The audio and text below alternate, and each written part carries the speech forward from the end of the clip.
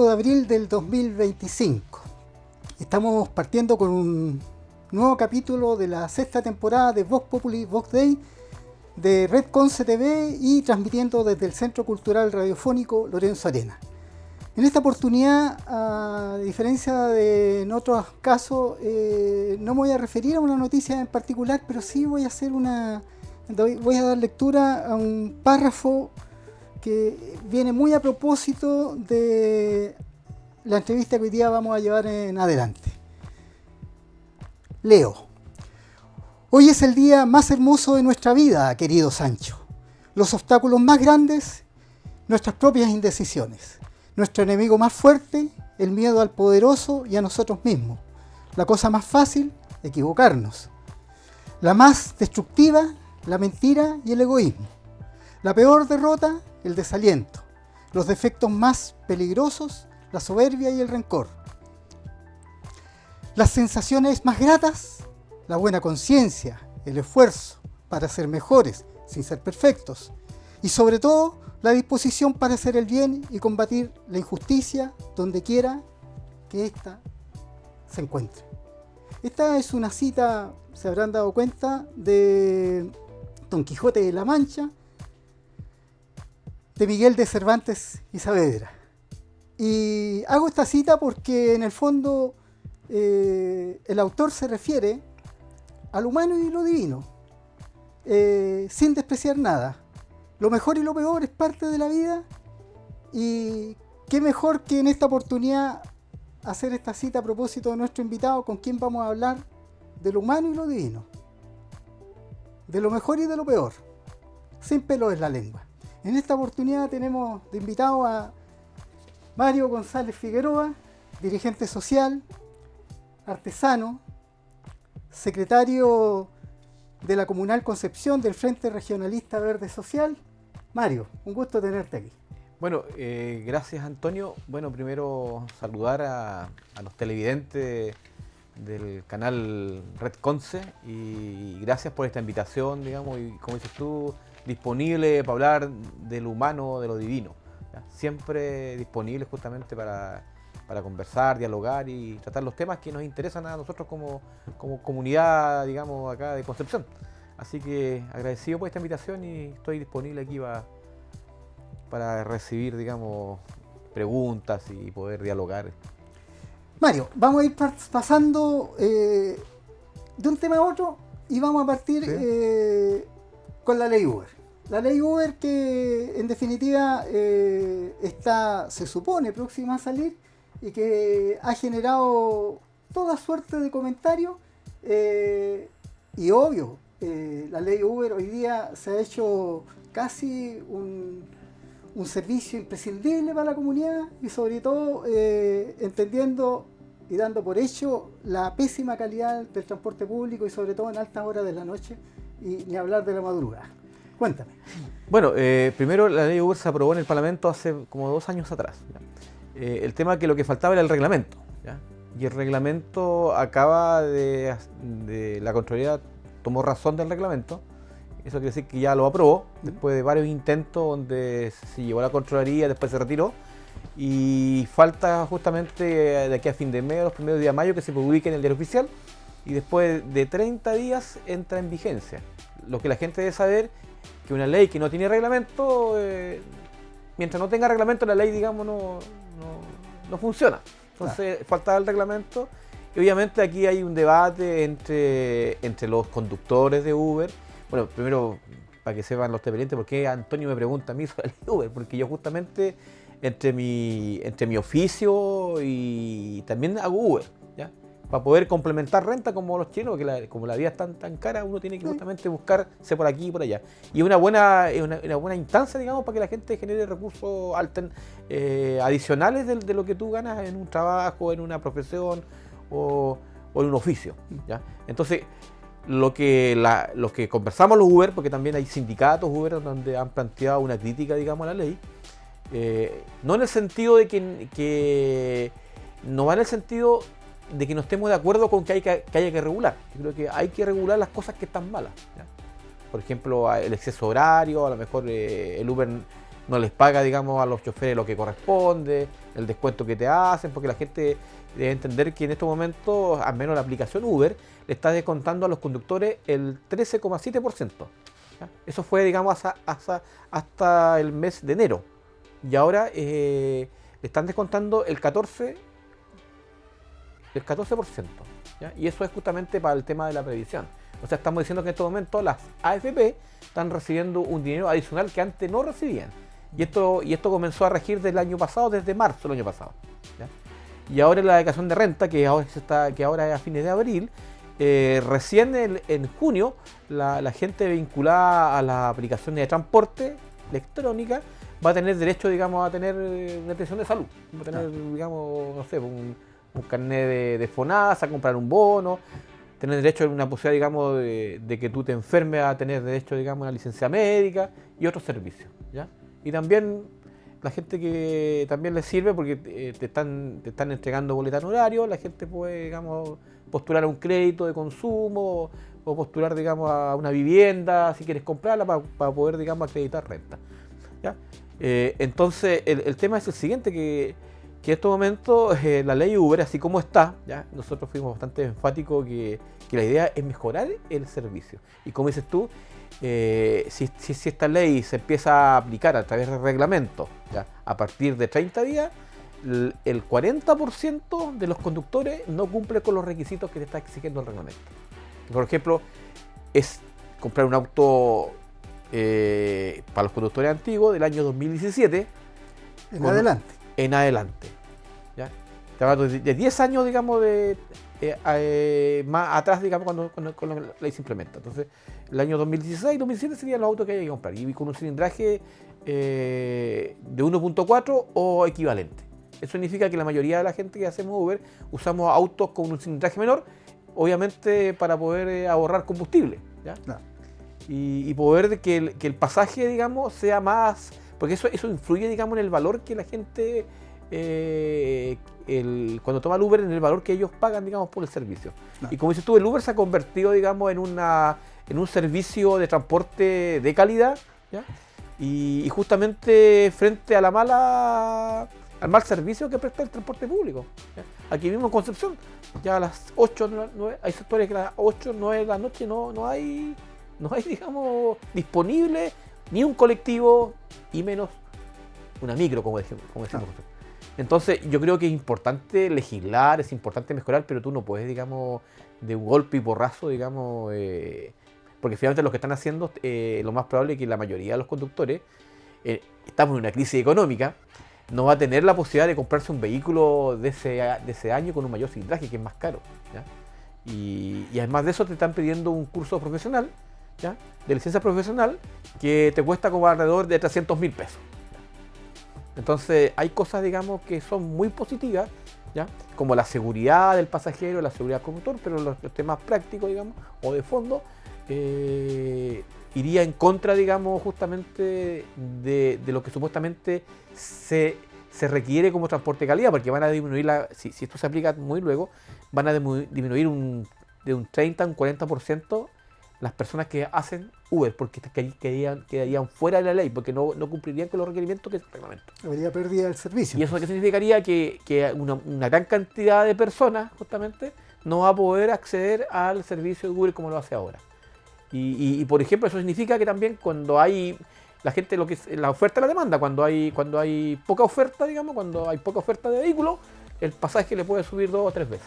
Claro. Y va a haber tarifa dinámica, que una carrera que te cuesta, por ejemplo, si yo voy para la gente sepa, si yo voy aquí de la calle del barrio, bueno, la mayoría de la gente, los jóvenes de la noche vienen al barrio Bohemio, que está en Brasil con Aníbal Pinto, hacia, por ejemplo, hacia el Parque Ecuador, esa carrera te sale alrededor, digamos, para el usuario, algo de 1.800 pesos. ¿Ya? Si esa cantidad disminuye de vehículos un 30%, te va a salir 4.000 pesos. Eso es la realidad. Claro. ¿Ya? Entonces, yo creo que las cosas buenas hay que dejarlas y hay que corregir lo malo. ¿Ya? Entonces, yo creo que este es un camino bastante tortuoso que viene hacia ahora. No sé qué va a pasar en 30 días más. Te están dando un plazo más o menos de un año para sacar la licencia profesional. Y el tema que para la gente, que hay mucha gente atrasada con la licencia clase B. Imagínate lo que va a pasar para sacar la licencia profesional. Va a haber va a ser terrible, o sea, si no se da abasto. ¿Ya? Y eso se arrastra desde la pandemia. Entonces lo que nosotros queremos justamente como conductores de Uber, que se revise el reglamento. ¿Ya? O que se dé un plazo superior, por ejemplo, un razonable. ¿Existe algún tipo de ¿cómo se llama? De organismo colegiado de los conductores de Uber? Sí hay. Digamos, no sé, sindicato. Que sean yo soy parte contraparte de la autoridad para conversar este tipo de cosas. cosas. Claro, es que lo que pasa es que se conversó supuestamente con la gente, ¿ya? Pero no se tomó en consideración las aprensiones de las empresas. Y aquí yo no estoy defendiendo a las empresas de transporte Uber, ¿ya? Yo lo que estoy defendiendo es el trabajo justamente de los conductores. ¿Ya? Que estamos al medio del sándwich aquí. ¿Ya?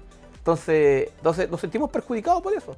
¿Ya? Entonces yo creo que se debe revisar esto. Correcto. Para dar más plazo. Por ejemplo, estamos en un periodo de crisis económica, y eso es una realidad. ¿Ya? Claro. El país está estancado en el tema del crecimiento, entonces no es tan fácil llegar y vender tu auto, ¿ya? Y comprarse otro que puede costar, digamos, de 3, 4 millones de pesos más de lo que vale tu vehículo, porque la mayoría de la gente tiene vehículos pequeños, ¿ya? De cilindraje 1.1, 1.0, 1.2, ¿ya? Y además los años son 2012, 2013, entonces pasar del 2016, tú sabes lo que cuesta comprarse un vehículo nuevo, y en crisis económica donde no es fácil, ¿ya? Entonces esas cosas yo creo que son importantes que la autoridad la tome en consideración y revisemos el tema y que sea lo mejor, porque las aplicaciones cumplen una función social importante. Por ejemplo, yo cuando traslado jóvenes que vienen al carrete aquí en Concepción, que está aquí en Argentina, ¿ya? En la Forest, digamos, está el BOA, que los que más vienen en la disco que hay aquí en Aníbal Pinto con Argentina, eso permite que los jóvenes no conduzcan con alcohol en el cuerpo. O sea, claro. Entonces es lo mejor para evitar accidentes. Yo creo que deben haber, digamos, estadísticas que el servicio que presta las aplicaciones, digamos, que tienen que ver con el traslado de pasajeros, han permitido que disminuya la cantidad de accidentes en vehículos. Bueno, esto es algo... y que menos gente salga a un asado. Por ejemplo, yo a veces traslado profesionales que van a un asado, ¿ya? Y ellos dicen, yo antes... Pues, tenía que me tomaba un trago y tenía que volverme manejando porque tenía que llegar a mi casa. Pero ya no lo hace porque ocupa la aplicación justamente. Claro. Eso. Entonces yo creo que es importante revisar esto y ver cómo se le da una solución. Bueno, es algo que está en veremos, así que a ver si tenemos la oportunidad de conversar con alguna autoridad del ramo para ver en qué va quedando esto. Mario, otro tema importante y que no quiero dejar de que lo veamos, y en extenso, el tema del Plan Grau. Tú mencionaste el tema de la crisis económica que estamos enfrentando, algo que puede verse agravado dado las iniciativas que está tomando el gobierno de Trump en Estados Unidos, y que de una u otra manera está en veremos cómo va a afectar la economía mundial, y por supuesto que la de un país que está entregada a los servicios, básicamente, que es el Estado de Chile. Claro. ¿Cómo ves usted el tema de la aplicación del Plan Grau? ¿Cómo ves si es factible llevarlo adelante como se propuso al principio, o si en definitiva va a requerir, modificaciones? Mira, el tema es el siguiente, porque para que la gente entienda, bueno, yo en realidad soy, como tú mencionaste, soy parte de la directiva comunal de la Federación Regionalista Verde Social.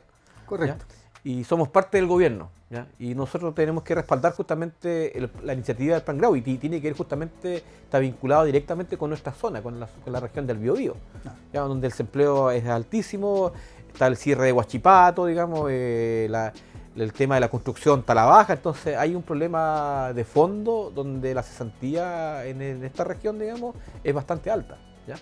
Entonces, lo que viene a hacer Plan Grau, digamos, es reactivar el tema económico, ¿ya? Y plantea algunas posibilidades, digamos, de desarrollo, ¿ya? De instalar industria, pero siempre la línea sustentable, ¿ya?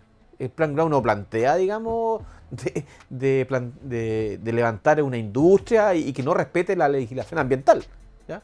Que la ley 19.300, ¿ya? Que está clarito, digamos, cuál es el itinerario que quieren cumplir las empresas y los estándares para instalarse, ¿ya? No es que aquí se van a instalar todo, porque la gente, hay mucha gente que es parte del mundo ambiental que cree que esto se va a instalar así y no se va a respetar ninguna norma, no.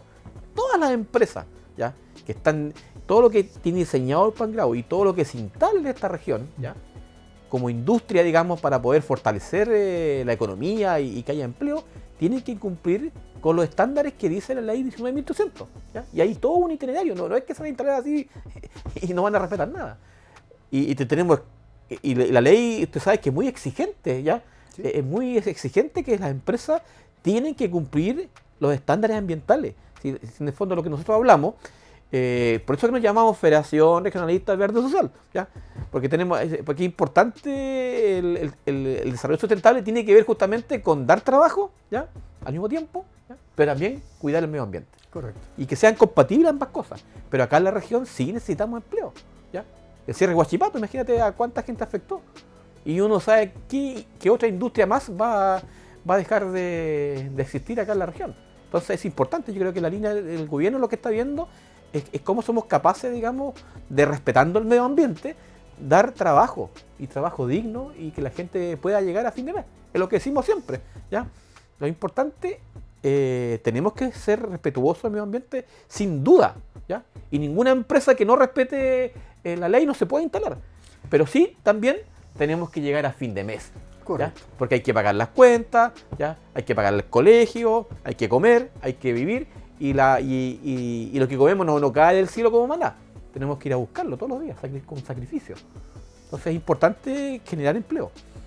Hay, a propósito de la necesidad de trabajo, la necesidad de empleo y la contraparte de qué manera hacemos de la convivencia con el medio ambiente algo más sustentable.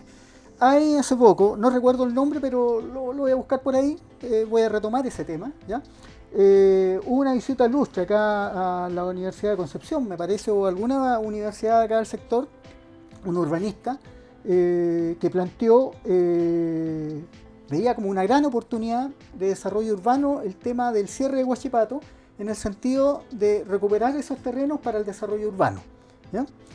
Cosa que en primera instancia parece como una idea bastante positiva. Y por supuesto que recuperar la cara al río, ¿ya? Por parte de la ciudad, ¿ya? Cosa que históricamente se le ha negado.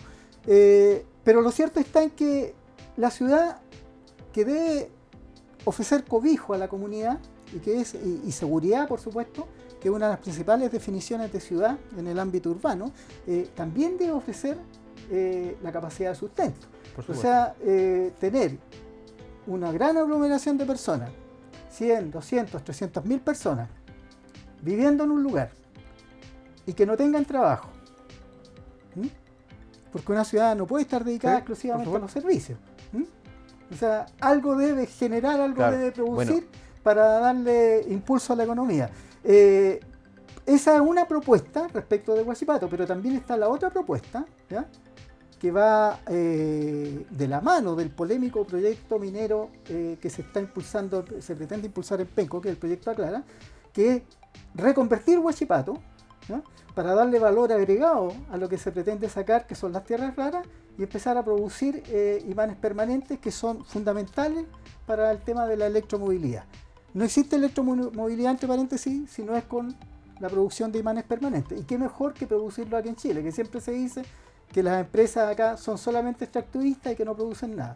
Pero bueno, Huachipato está muy entusiasmado con el tema, de hecho ha hecho sociedad con Aclara, ha invertido en el tema del proyecto Aclara, de manera tal de tener la primera opción de hacer uso de los minerales que de ahí se van a sacar para reconvertir la industria, reimpulsar la industria de Huachipato produciendo imanes permanentes y otros productos asociados. ¿Cuál de las dos ideas te parece a ti más? A ver, mira, y yo más que una o la otra, yo creo que no son excluyentes. Yo creo que aquí las cosas excluyentes creo que tenemos que avanzar, digamos, a tener cosas a complementar. Porque todos sabemos, digamos, nosotros, la mayoría del país, digamos, creo que cerca del 30%, digamos, sigue siendo el cobre el sueldo de Chile. ¿Ya? Sí. ¿Ya? Antes era mucho más, pero ha disminuido. Y si tú vas al norte, a ver, digamos, la desolación que ha quedado después de la extracción del cobre, y lo que la gente debe saber que cuando el cobre generalmente, la mayor cantidad se exporta, se saca en brutos, ni siquiera se elabora nada, se llevan un pedazo de Chile para las potencias extranjeras, para China, para Estados Unidos y para todos los países que compran. Con un montón de minerales que allá los procesan y los sacan. Y entre eso creo que sacan tierras raras. También. Entonces, el problema es lo siguiente, si nosotros ya, claro, porque es necesario justamente el tema minero, sobre todo el cobre, porque genera las divisas necesarias para que como país podamos tener sustento, porque tenemos que comer, ¿ya? Pero la pregunta es, ¿por qué siempre tenemos que regalar nuestros recursos naturales sin tener un proceso, digamos, de elaboración de un producto, de algo agregado? Ya, como tú hablabas de los imanes, por ejemplo. ¿Ya? Por ejemplo, ¿por qué acá no somos capaces de fabricar cañerías de cobre? ¿Ya? O todos los subproductos que tienen que ver con el cobre. ¿Ya? Yo creo que aquí el tema, oponerse por oponerse, yo no estoy de acuerdo. Yo creo que hay que conversar, ¿ya? Porque tampoco podemos negarnos como país, ¿ya? Negarnos a explotar nuestros recursos naturales, ¿ya?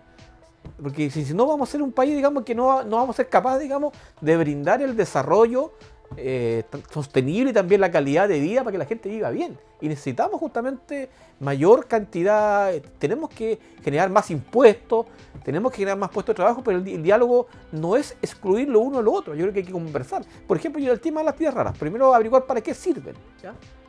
¿Ya? ¿Para qué son necesarias? ¿Ya? Y si empezamos a averiguar, yo tengo entendido que todos los celulares que tenemos acá tienen ese elemento, ¿ya? Correcto. Son necesarias, ¿ya? Entonces, si yo no las quiero, tan simple, yo tendría que dejar mi celular y no usarlo más nomás. O sea, entonces aquí también hay una cosa hipócrita a veces de algunos sectores ambientalistas que se oponen a todo, pero usan unos celulares que tienen más tierra rara que el mío. El mío tiene poco porque yo uso un celular sencillo porque estoy consciente que es importante proteger el medio ambiente. Yo creo que el diálogo acá debe ser ese, ¿ya? ¿Qué nos deja a Clara? ¿Ya? ¿Qué nos va a dejar a Clara? Nos va a dejar ya digamos, el mineral así, sin entregar nada al país, ¿ya? O a la comuna de Penco, o a la comuna de Concepción. Entonces, el diálogo debe ir por ahí. ¿Usted qué nos entrega a nosotros? ¿Ya? Primero saber para qué sirve, ¿son necesarias? ¿Ya? Y obviamente que cumpla con toda, digamos, la legislación ambiental. Si es exigente, ninguna empresa se puede instalar si no cumple la norma ambiental, si no está de acuerdo con la ley 19.300. ¿Ya?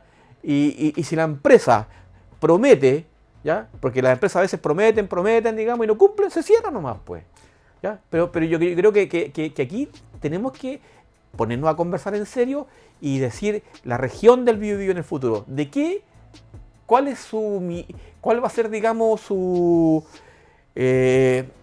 cuál va a ser su desarrollo económico? O sea, tenemos que planificar de qué vamos a vivir, ¿ya? Desde ese punto de vista, entonces, la reconversión de Huachipato en esta asociación estratégica que están planteando con Aclara, ¿te parece algo perfectamente lógico y bueno? Bueno, sí, por eso te estoy diciendo, si nosotros solamente vamos a exportar, ¿ya? Y vamos a ser un país, digamos, extractivista sin dejar nada agregado acá, yo no estoy de acuerdo, ¿ya? ¿Ya? Pero sí estoy de acuerdo de poder dialogar qué nos entregan ellos, ¿ya? ¿Qué nos entregan ellos? ¿Ya? Tú te llevas el producto de Chile, ¿qué nos entregan? ¿Ya? ¿Podemos industrializar ese proceso? ¿Ya? Eso es lo que está planteando CAP. Claro. Yo creo que es importante dialogar y digamos, y poder conversar, ¿ya? Pero sí estoy totalmente de acuerdo que las empresas que se instalen acá, todas tienen que cumplir la normativa ambiental que está en la ley 19.300. Nadie se puede instalar si no pasa todo el proceso. Y tú sabes que es un proceso bastante embromado, ¿ya? Correcto. El proceso del SEA es un proceso, no es que se instalen así, sino que tienen que cumplir. Y mi gobierno, ¿ya? En el partido, nosotros justamente estamos de acuerdo con eso, ¿ya? que necesitamos trabajo, pero también necesitamos proteger el medio ambiente. Y eso es importante. Entonces, ahí tenemos que zanjar eso. ¿Cómo avanzamos? Yo creo que no son cosas excluyentes. Tenemos que desarrollar la región, tenemos que desarrollar el país, ¿ya?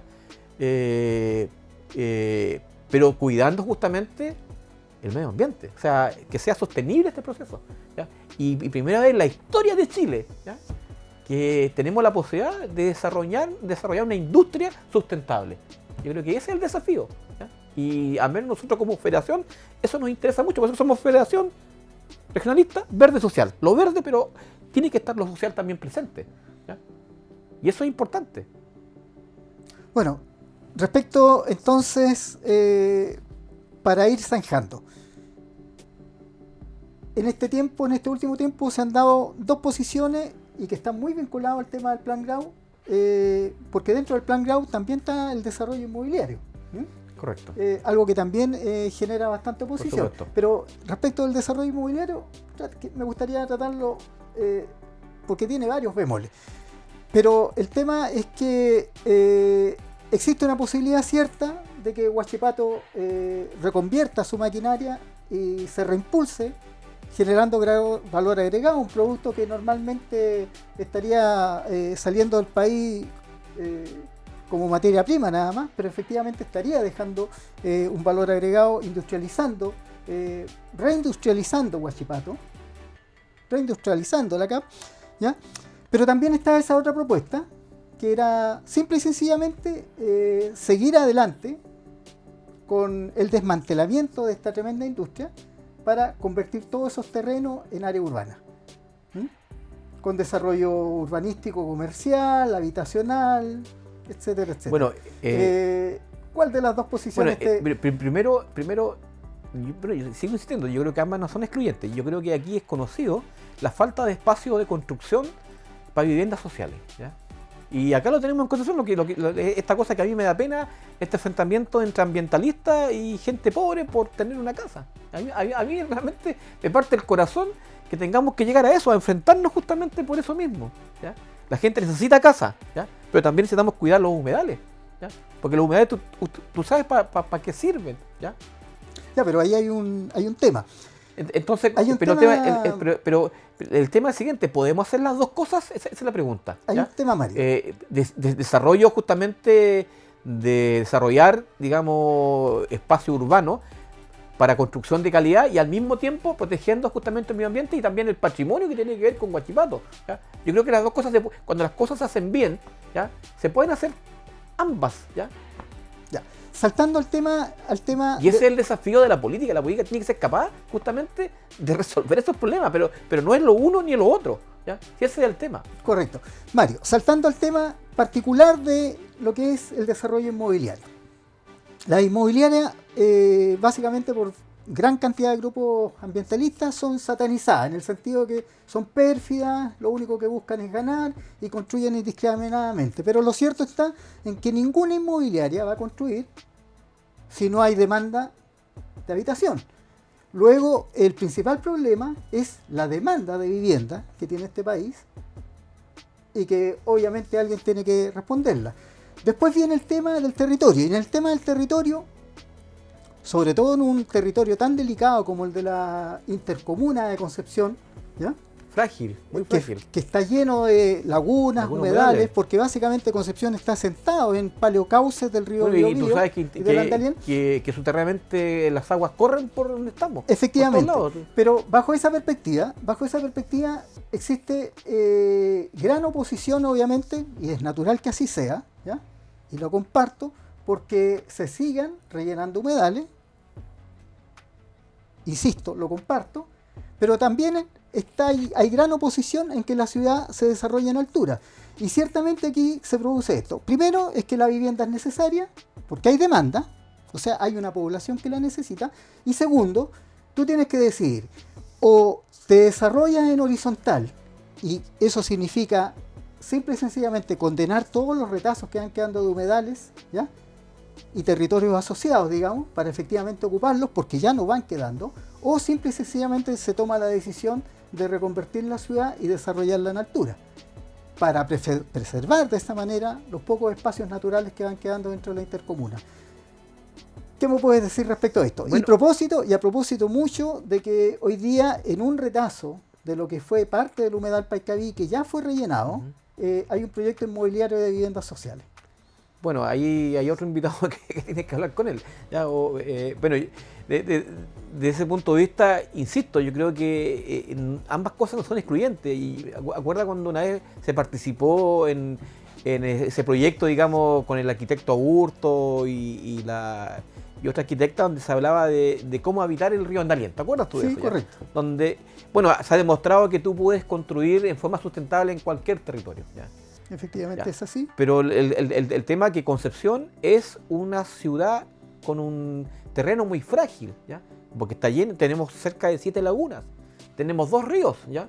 Y todo lo que corre subterráneamente es un terreno muy frágil, digamos, y ya se ha rellenado. Si Concepción es un relleno completo, Concepción es un humedal completo. Cuando se traslada, por ejemplo, la historia que hay cuando se traslada a la ciudad para el terremoto del año 700, se traslada de Penco a Concepción, la gente no quería venir al Valle de la Mocha. Y decía porque estaba llena de sapos, estaba lleno de culebras, estaba lleno de insectos, porque era un humedal completo.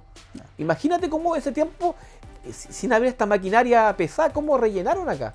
Debe ha sido terrible para la gente que se vino para acá. ¿Ya? Un humedal completo. Concepción es un relleno completo. Es un humedal, el Valle de la Mocha siempre fue un humedal completo. ¿Ya? Imagínate qué belleza haberlo contemplado en ese tiempo. ¿Ya? Bueno, fue, entre paréntesis, O sea, hay que decirlo. Cómo lo atravesaban, digamos, ha sido decir- fascinante ver el Valle de la Mocha completo en humedal, con especies autóctonas, patos, cisnes. Hay que señalar que fue elegido precisamente por eso, porque presentaba facilidad en la defensa, Claro. ante un territorio que le era francamente hostil, sobre todo por parte de las comunidades mapuches preexistentes en la zona. Me recuerda a tus dichos el documental Piso Flotante, Humedales Bajo la Ciudad, ahí en una entrevista a Juan Andreoli, un personaje de la Municipalidad de Concepción que en aquel momento, bastante presionado por las autorizaciones que él le entregaba para rellenar humedales, él decía, en algún momento se refirió diciendo que sí, Concepción entero es un humedal. Claro, bueno, lo que pasó pero efectivamente tenía razón, y tienes razón tú también. lo que pasó con la Laguna Los Negros, que desapareció. Era Claro. la laguna más grande hasta los años 60. Creo que la gente más antigua decía que se podía visualizar. ¿Ya? La llenaron de basura, tiraban los autos viejos, la fueron convirtiendo en un basurero, hasta que terminó justamente totalmente tapada. La Laguna Los Negros, tú sabes que está en la calle Rodríguez, Aníbal Pinto, hasta Rosa, Rengo. Era una tremenda laguna. ¿Ya? Y hay historias sobre eso. ¿Ya? Entonces yo creo que el tema, yendo a tu pregunta y viendo el fondo de la pregunta, yo creo que hay falta de planificación. ¿Ya? No se planifica. Y no sé cuál es la planificación. O sea, yo, por ejemplo, lo que tú dices, los edificios en altura, claro, pueden ser. ¿Ya?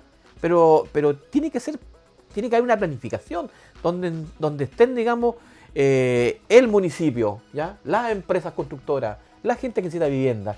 Y tenemos que llegar, digamos, a alguna solución donde los 3 elementos estén presentes. ¿Ya? Protección del medio ambiente, vivienda de calidad, y solucionamos los problemas que son importantes. Insisto, ambas cosas no son excluyentes, pero sí yo quiero decir que es importante que ya Concepción ya no aguanta más construcción, ni en altura, porque no hay espacio ni para viviendas sociales, no hay espacio. Y tenemos el problema que toda la gente quiere vivir cerca del centro, lo que tú decías anteriormente, porque en el centro tienes los servicios, tienes el hospital, tienes el colegio, entonces nadie se quería vivir fuera de la ciudad. ¿Ya? Entonces lo que tenemos que ver cómo podemos ser capaces de desarrollar barrios sustentables, ¿ya? Barrios, digamos, que estén lejos, digamos, de la ciudad de Concepción, a 10, 15 kilómetros, ¿ya? Y pero planificarlo bien, que la gente se pueda vivir a una distancia de 10, 15 kilómetros donde hay espacio para construir, pero que tenga los servicios básicos y tenga trabajo. O sea, eso lo han hecho otros países. Por ejemplo, el mismo Brasil. Brasil, digamos, que Brasil, la capital, Brasilia, la construyó, ¿ya? Fue un proyecto para, digamos, justamente liberar a Río de Janeiro, a San Pablo de la presión que tenía en el territorio para poder que la gente habitara. ¿Ya? Entonces aquí, por ejemplo, acá tenemos ciudades o comunas ya, que tienen, tienen digamos, una tremenda posibilidad de crecer. ¿Ya? Por ejemplo, yo siempre hablo de Cabrero. ¿Ya? Cabrero tiene una población de 30 millones, tiene una población de 30.000 habitantes. ¿Ya? Y está ubicada en un lugar estratégico. Está a 50 kilómetros de Los Ángeles, 50 de Chillán y como a 60 de Concepción. ¿Ya?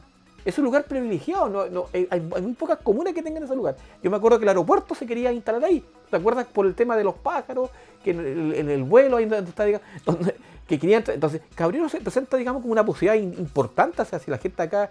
Es que lo que pasa es que ese es el problema del representante político de la comunidad, tiene que plantear alternativas. ¿Ya? Hay que pensar cómo desarrollamos la región. ¿Ya? Y yo creo que Concepción ya no tienen espacios, digamos, para poder desarrollar proyectos inmobiliarios. ¿Ya? Luego sería tú la alternativa de construir en altura. Claro, puede ser. ¿Ya? Pero eso también tiene un costo. O sea, nada tiene costo cero. Exacto. ¿Ya? Ninguna. O sea, cuando la gente habla, digamos, del tema del medio ambiente, yo me acuerdo que yo hice un curso cuando estuve por ahí por Colombia con un ecólogo, ¿ya? Y él hablaba justamente que la erosión de los suelos, ¿ya? Comenzó ya cuando el español llegó con el vacuno, al pisar la pezuña que tocó la tierra ancestral americana, ya erosionó los suelos. ¿Ya? Así es. Entonces, eso es antiguo. ¿Ya? Entonces, ninguna instalación, ni industrial, ¿ya? Ni habitacional, tiene costo cero. ¿Ya? Ninguna. Siempre hay un impacto. Lo que nosotros buscamos, los que somos de la Federación Verde y que vamos por el desarrollo sustentable, es que el costo sea lo menos alto posible. ¿Ya? El menor costo posible. Eso es, digamos, el desarrollo sustentable. Correcto. Entonces, yo creo que aquí falta planificación. Hay que crear nuevas ciudades en la región. ¿Ya? Obviamente la gente no se va a ir a una ciudad donde no tenga servicio. Porque imagínate traer un niño de la escuela ya de Chaimavia. Yo que hago Uber me doy cuenta, por ejemplo, como la gente tiene que traer a los niños, por ejemplo, 10, 15 kilómetros. No tienen locomoción. Los transportes son, digamos, precarios. Mira lo que pasa en Talcamavia hace 4 meses. O sea, va a estar el tren parado 4 meses. ¿Ya? Yo entiendo que hay que hacer trabajo, pero aquí somos regionalistas y nosotros hablamos del tema de descentralizar. ¿Ya? No solamente Concepción respecto a Santiago, sino que las comunidades de alrededor respecto a Concepción. ¿Ya? Entonces, también tenemos que pensar en esa gente, digamos, cómo se traslada. Tiene que venir a trabajar. Incluso algunos estudian, las universidades están acá. Entonces hay que pensar cómo desarrollamos ciudades nuevas acá en la región. ¿Por qué no desarrollar, digamos, una comuna y que tenga 30.000 y llevarla a 70.000 habitantes, que tenga trabajo la gente ahí? Sí, es cosa de planificar. Entonces yo creo que las cosas se están haciendo mal. No se está planificando bien. No se está dialogando, no se está conversando. Por supuesto, tiene que haber mesas de diálogo. O sea, y a mí me gustaría que, por ejemplo, el tema de la humedad del Paikaví, yo como dices tú, es desastroso como está actualmente. Imagínate, le pusieron un colegio, el Colegio Inmaculada Concepción, lo instalaron sobre el lugar, digamos, donde tenía mayor biodiversidad. Yo siempre decía, ¿qué le van a enseñar las monjitas a los niños? Po? Van a decir, nosotros redestruimos un humedal, eso les van a enseñar, digamos, a los niños de 3, 4, 5 años. Terrible. ¿Qué inconsecuencia es terrible? Entonces yo no quiero eso yo tengo bonito, no quiero, digamos, que el humedal se convierta en un relleno más de Concepción. Yo creo que hay que cuidarlo, hay que protegerlo. Pero también tenemos que hacernos cargo justamente donde la gente, instalarle la vivienda que la gente necesita vivir. Hay mucha gente allegada, gente que vive en malas condiciones, ¿ya? Hacerles casas dignas. Entonces yo creo que es importante ese diálogo, ¿ya? Y no me gusta esta pugna entre ambientalistas y gente sin casa, ¿ya? Yo creo que tenemos que ser capaces de buscar alternativas. Bueno, entre paréntesis, hablando de este tema de diálogo, me viene a la memoria, no me recuerdo el nombre, pero estos son nombres complicados, y el inglés no me gusta, y alguna vez que tuve que hablarlo, igual mi pronunciación no es la más adecuada.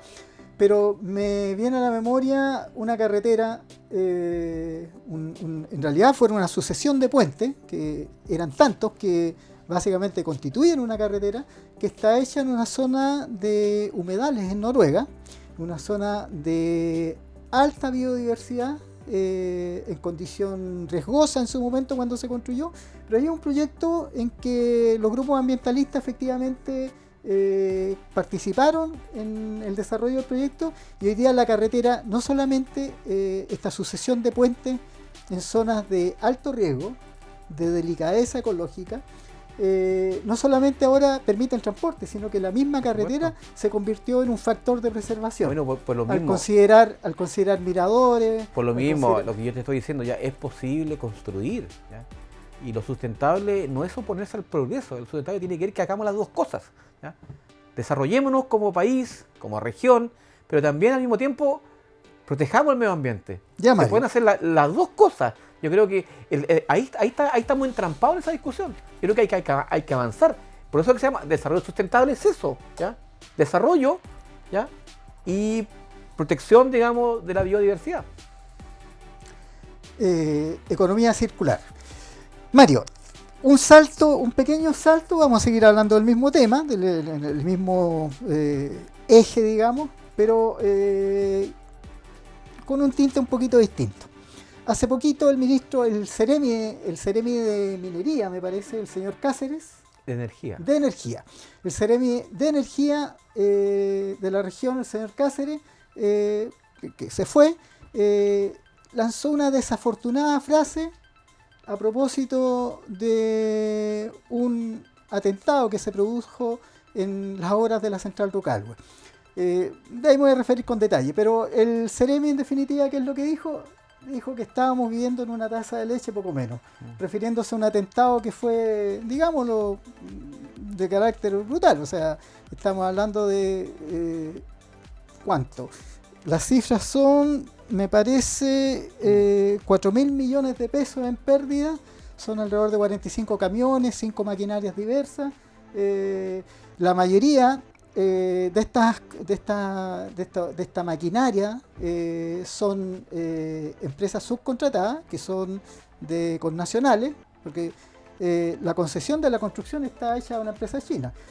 Hoy día, en la mañana creo, hoy día, no estoy muy claro con la fecha, el señor Luis Cordero, que es el flamante ministro de Seguridad Pública, estuvo acá en la zona, estuvo reunido acá en la gobernación regional del Biobío, ¿ya? Con alcaldes, con diferentes personajes involucrados, y también con el embajador de China acá en Chile, el señor, un nombre de estos raros, el señor Niu Qimbao, ¿ya? Se me lleva mejor el chino que el inglés. Tú sabes por qué. Pero bueno, lo cierto está en que estuvieron hablando de esto. Ha quedado en claro que no estamos en una taza de leche. Ha quedado en claro que, en definitiva, después de una serie de sistemáticos, sostenidos en el tiempo, atentados de diferente naturaleza y magnitud, con muertos de por medio, ¿ya?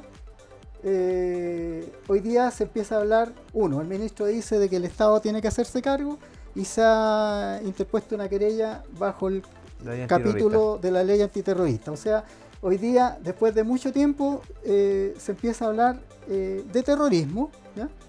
Y se empieza a calificar, en definitiva, en un marco mucho más acotado, lo que antes se decía que eran simples actos de delincuencia común.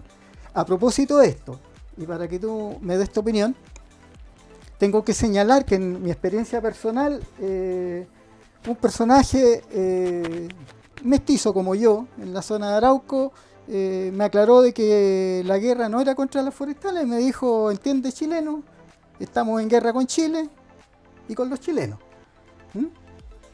En una época, esto fue un poquito antes del atentado, del ataque al Molino Brolmus, que era una edificación patrimonial que desapareció, 2 personas heridas graves, una de ellas perdió su pierna, casi muere, y en ese momento se decía que no había terrorismo en Chile, pero hoy día se dice que hay terrorismo, y obviamente el Ceremi de Energía se ha tenido que ir porque está claro que no estamos en una taza de leche. ¿Qué opinión tenés? Bueno, yo más que nada, digamos, respaldar la decisión del presidente Boric, de mi gobierno, que está tan claro.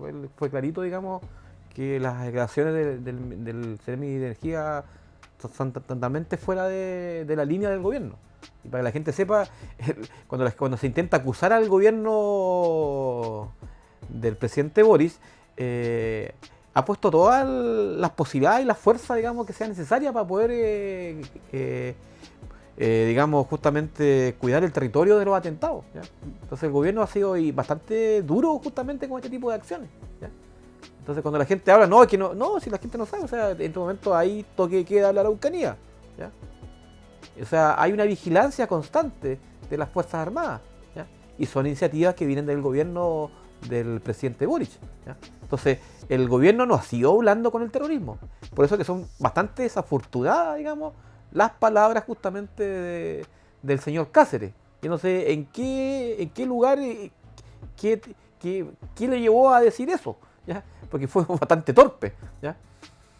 Y obviamente un atentado de esa envergadura tiene todas las características de ser un atentado terrorista. Y yo creo justamente aplicando la ley terrorista se va a investigar y la idea es que lleve, digamos, a saber quiénes son los responsables. Y los responsables, como dijo el presidente a la llegada de Brasil, tienen que pagar con todo el rigor de la ley, ¿ya? Y además que tengo entendido, yo estoy de acuerdo justamente que hay que investigar estos casos, ¿ya? Pero totalmente desafortunada, digamos, las declaraciones del... Por eso que duró tan poco después de lo que dijo, ¿ya? Mario, no se trata de decir que son lo mismo, ¿ya? Pero volviendo a este tema del desarrollo, siempre dentro del contexto del Plan Grau, hoy día, hace poco, se ha inaugurado el nuevo puente ferroviario sobre el Biobío, que está muy vinculado al nuevo túnel que se horadó en el Cerro Chepe, ¿ya? Y el cerro no se cayó.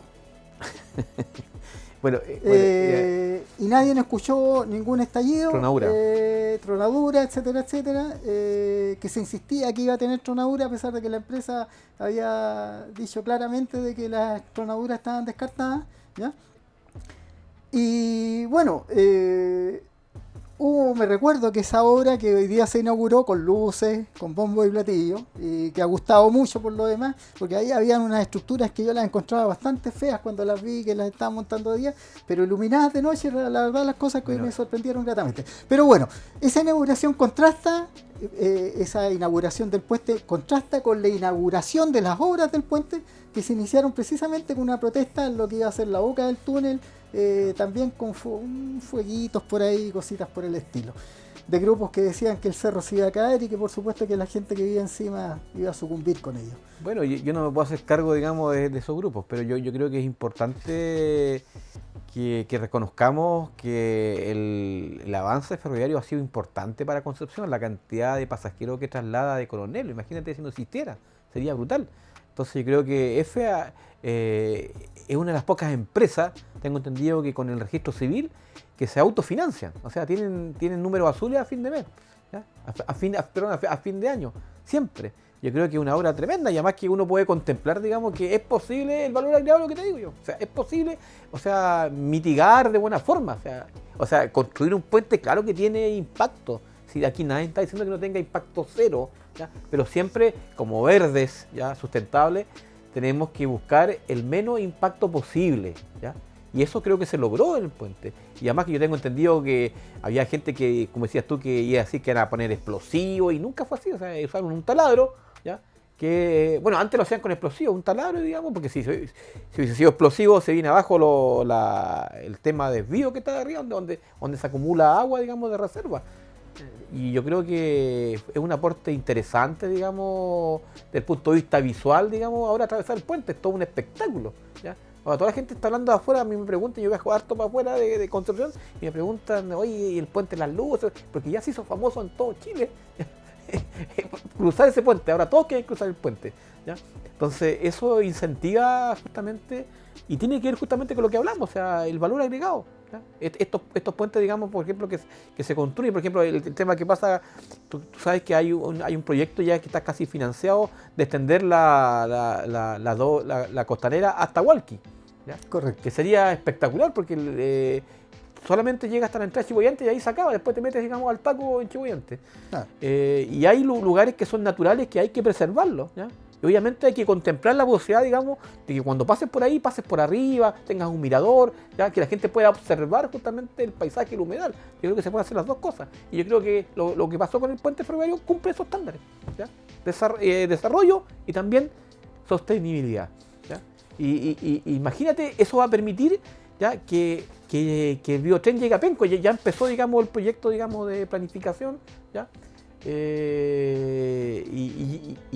sobre el tema de la evaluación de la alternativa del biotren a Penco, ¿ya? Por eso es el puente, porque necesita justamente tener, digamos, doble carril, porque ya el otro puente no es que no sirva, ese puente todavía sigue siendo usado por los trenes de carga, pero necesitamos mayor cantidad como te dijera, de mayor cantidad de alternativas en horario. Entonces obviamente se va a extender, si el biotren sale cada 15 minutos, puede salir cada 10, cada 5 minutos, porque lo que pasa, por ejemplo, con el biotren en el tema de San Pedro, ¿ya?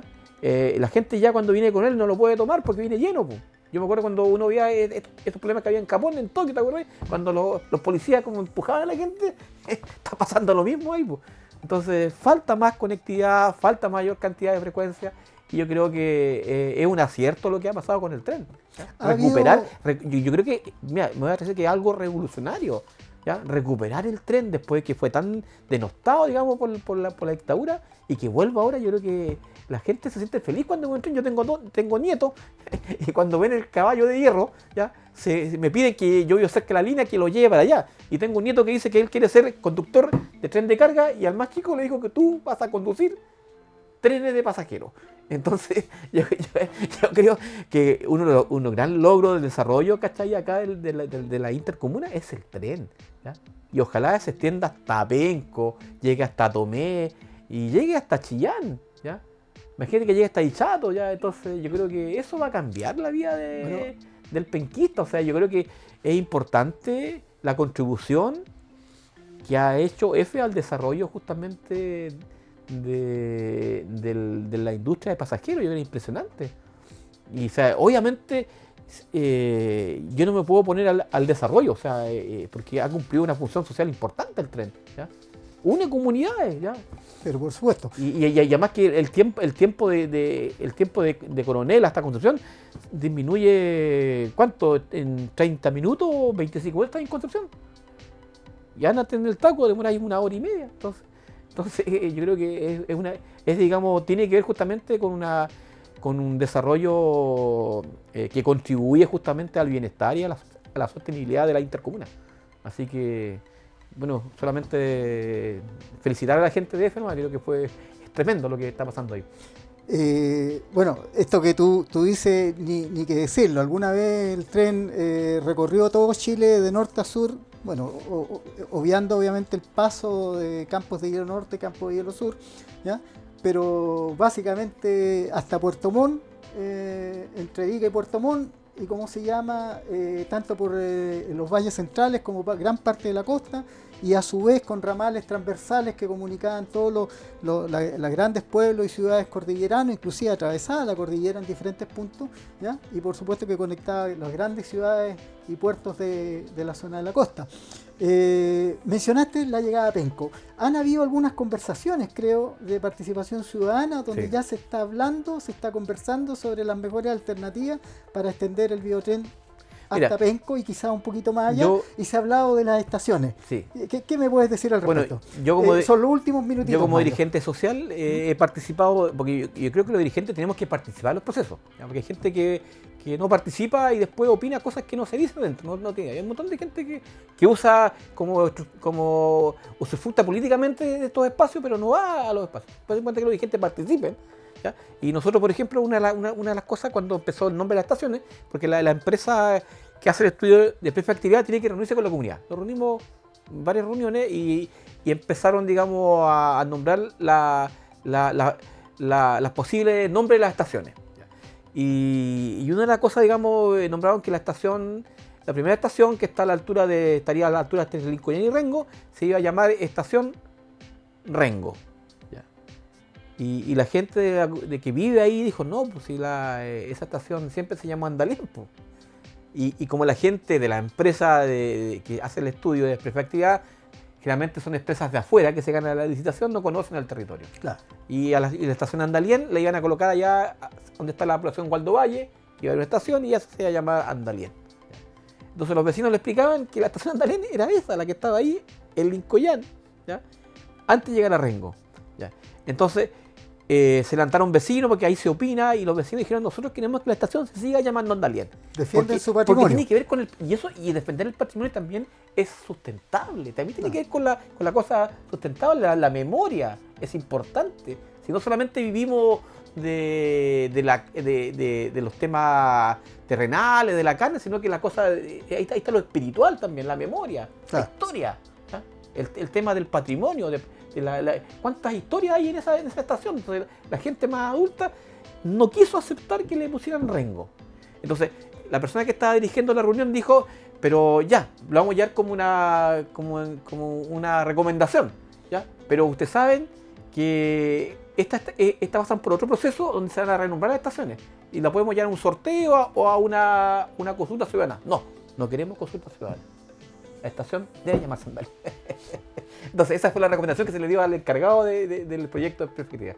Usted tiene que ir a hablar con la persona, digamos, el gerente de ferrocarriles, que la gente pidió que la estación se siga llamando Andalien. Entonces fue interesante porque, por eso es que es importante participar. Si todos estos proyectos se invita a la comunidad, entonces que a la gente que dice que no le consultan, no, mentira. Es que ellos no van a participar, se les consulta. Y pudimos lograr justamente defender el nombre Andalien en la primera estación del biotren, digamos, hacia Penco. Eso yo puedo contar y fue parte de ese proceso, así que interesante.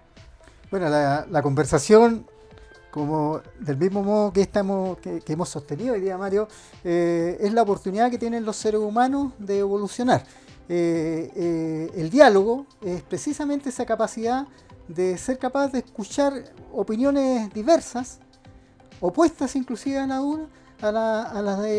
las propias, ¿ya? Y teniendo la capacidad de tratar de entender qué quieren decir con eso y evolucionar en el pensamiento y por supuesto desarrollar más y mejores ideas. Mario, hemos llegado al final de esta